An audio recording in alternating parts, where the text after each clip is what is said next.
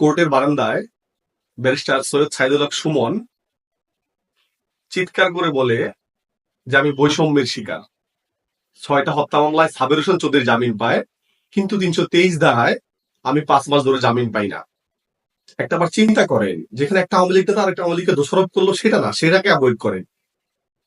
যেই বৈষম্য আন্দোলন থেকে আওয়ামী লীগের পতন হলো, আওয়ামী লীগের বিদায় হলো, এই ব্যারিস্টার সুমন জেলে গেলেন।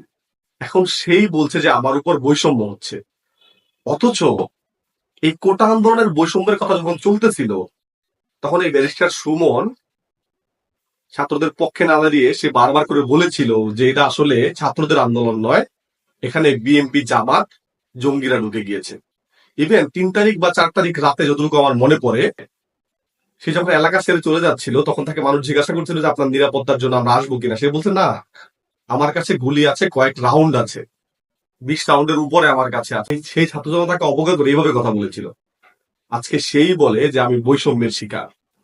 তো এটাকে বলে প্রকৃতির খেলা। এখান থেকে শিক্ষা হচ্ছে, আপনি কারো উপরে যদি অন্যায় করেন, অত্যাচার করেন, জুলুম করেন, প্রকৃতি আপনাকে শিক্ষা দেবে। আজ না হোক কাল, কাল না হোক পরশু, কিংবা 10 বছর পরে।